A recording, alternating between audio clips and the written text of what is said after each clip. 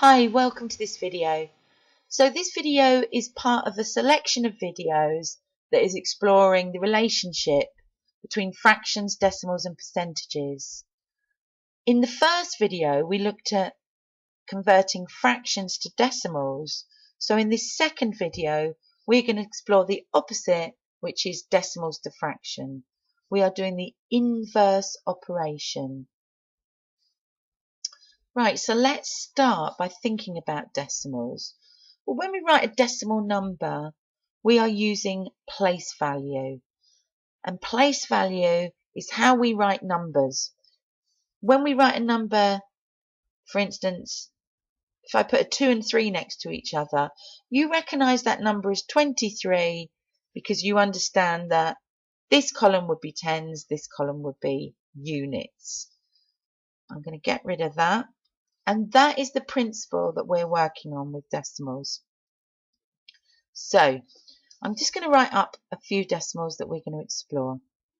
So let's do 0.1, 0.2, 0.3, 0.4, 0.5, and then we'll do 0.25, 0.75, and maybe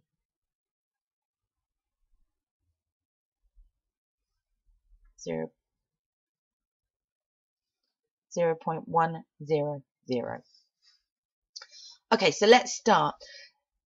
We've written this 0.1 and we can see that the digits that we're concerned with are in the 10th column. 10th column. So we can write 0.1 as 1/10 because it's in the 10th column. So just another way of writing that is 1/10. Let's look at 0.2. So using the same rule, we can write that as 2/10. 0.3 we can write as 3/10. 0.4, 4/10, and 0.5, 5/10. Now slight change as we move on, because 0.25 is no longer just going into tenths, it's going into the hundredths column. So we would write it as 25 over 100, 25 hundredths. Same with 75.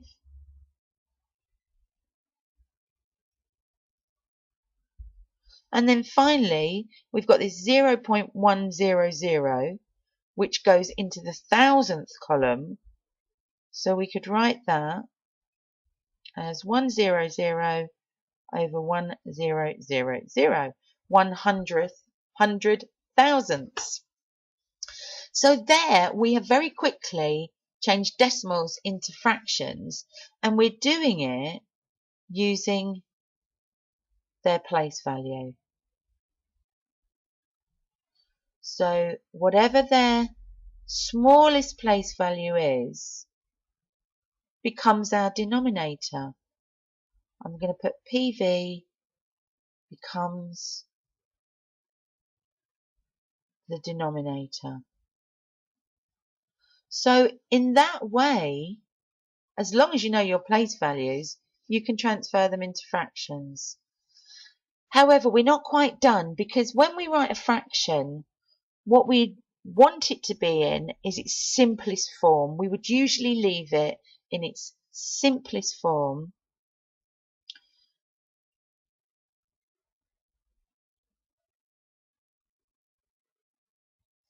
Which means that if the two numbers, the numerator and the denominator, have a shared factor, so lots of information here, then they can be simplified. So we're going to go through and see if any of these fractions can be simplified. Well, let's start with 0.1, which we've written as 1/10. Now, if we look here, the numerator is 1. You cannot simplify that fraction any further. If we've got a 1 as the numerator, then in finding any factor, the only factor that goes into 1 is 1. The only number that goes into 1 is 1. So we can't do anything with that. So 0.1 is 1/10, and that is it in its simplest form. So let's move on to 0.2. 0.2 is 2/10. And if we look at 2/10, then we can see they're both even numbers. So they will both share a factor of 2. We can divide both top and bottom by 2. So we can simplify it. And we'd say 2 goes into 2 once. 2 goes into 10 5 times. So 0.2 can be simplified to 1/5. Okay, let's move on. 0.3 is 3/10. Can we simplify this? Well, 3 is a prime number. It has a factor of itself and 1. And 10 has got factors of itself and 1 and 2 and 5. So there is no shared factor. So 3/10 is as simplified as it can get. Right, let's move on. 0.4. 0.4 is 4/10. Both numbers are even, so they can be divided by 2.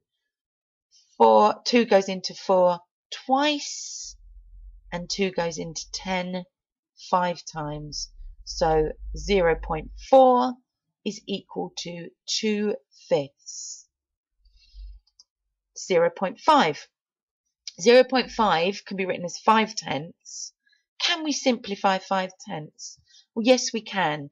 They have a shared factor of 5. 5 goes into 5 once. 5 goes into 10 twice. And there we can see why 0.5 is equal to a half. Okay, moving on. Now we're going into 0.25, which we know is out of 100. So we're saying 25 hundredths. Can we reduce this? Now, if we find the biggest factor that goes into both top and bottom, we can get to our simplified fraction quicker. So I know that 25 goes into 100, and obviously 25 goes into itself. So 25 goes into itself once and to 100 4 times. So 25 over 100 is the same as 1/4. 0.25 equals 1/4. 0.75, well, let's look at that. 75 and 100. Well, we could say that 5 goes into both top and bottom, and that we could simplify that way. But is there a bigger number? Well, yes, there is. 25 goes into 75 3 times, and 25 goes into 100 4 times. So 0.75 is 3/4. Now let's look at this final one. Well, in video 1 we explored how you can add zeros after the decimal point and they don't have an effect. So in theory, 0.100 should be 1/10. But we've written it as 100,000, so let's see if we can change that into 1/10. Well, if you look at 100,000, what is the biggest factor they share? It's 100. 100 goes into 100 once. 100 goes into 1,000 10 times. So there we can see that 0.100 is indeed 1/10. Okay, so that is how you change from decimals to fractions. You can play around with these. If you're not great with your division, your multiples, your factors, it's great practice for you. And if you're not seeing the biggest shared factor, you can do it, break it down bit by bit by finding one factor at a time. However, you must be sure that when you're finished, it is definitely in its simplest form. So that perhaps we should maybe make another video at some point but there's an introduction to decimals to fractions.